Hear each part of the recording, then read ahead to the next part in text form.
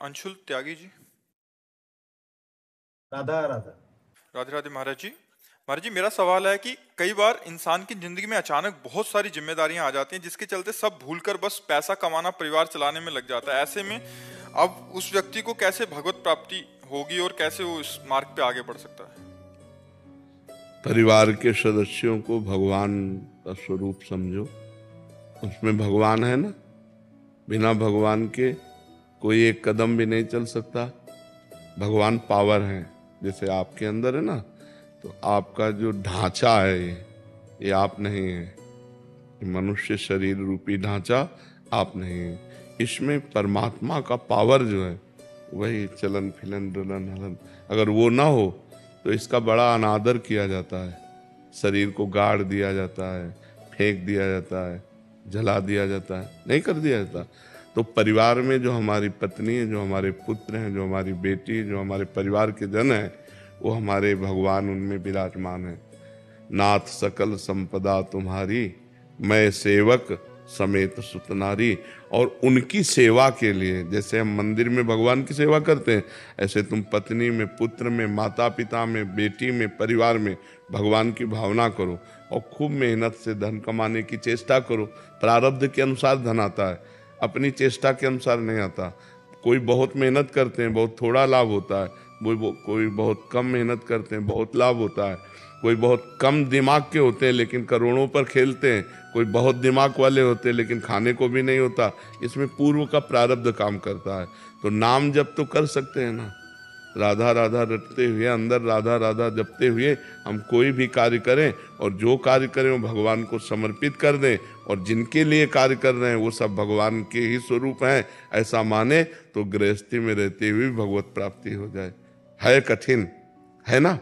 सबको भगवान मानना कठिन है नहीं, और भगवान है मानना क्या, सब में भगवान है।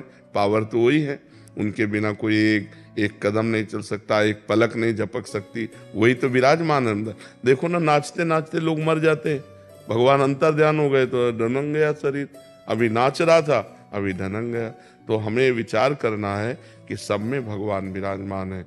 मेरे परिवार के रूप में मेरे भगवान है, और मैं भगवान के लिए धन कमा रहा हूँ। और जो धन कमा रहे हैं उस समय क्रिया करते समय राधा राधा बीच में स्मरण करते जाओ, तो अपनी कर्म को करते हुए जो नाम स्मरण करता है और कर्म को भगवान को समर्पित कर देता है, वो भगवान को ही प्राप्त होता है। इतना तो करना पड़ेगा, और बुराई छोड़नी पड़ेगी। पराई माता बहनों की तरफ गंदी दृष्टि, शराब पीना, मांस खाना, जुआ खेलना, हिंसा करना, बेविचार, ये सब छोड़ना होगा। तब भाई भगवत प्राप्ति करने के लिए तो ये छोड़ना होगा ना। गंदी बातों को छोड़ दो, भगवान का नाम जपते हुए कर्म करो, और परिवार में श्री भगवान को देखो, मुक्त हो जाओ। बेटिया है महाराज जी 2 साल की, उसको राधा आपको दिखा दिखा के राधा जप करती है। हाँ हाँ, तो हमारी बात समझ में आ गई ला। रमन पोपली जी, ग्वालियर से। राधे राधे। राधे राधे महाराज जी। महाराज जी, क्या भजन सुनना और गुनगुनाना भी नाम जप के अंतर्गत आता है? हाँ, आएगा आएगा। और फल बराबर मिलेगा? हाँ, अगर वो भगवान नाम से युक्त भजन है, भगवान नाम से युक्त, अब इधर उधर की बातें तो नहीं है, जिसमें भगवान की महिमा है और भगवान के नाम जप है। अगर वो गुनगुना रहे तो भगवान नाम कीर्तन ही माना जाएगा।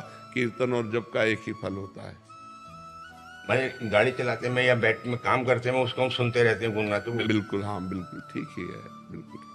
महाराज जी कह रहे हैं कि ये पेशे से एक पत्रकार हैं। महाराज जी, जिन खबरों में इनको काम मिलता है उनमें भ्रष्टाचार, चोरी जैसे कई चीजों को उजागर करना पड़ता है। इन बातों को तथ्यों के साथ उजागर करता हूँ।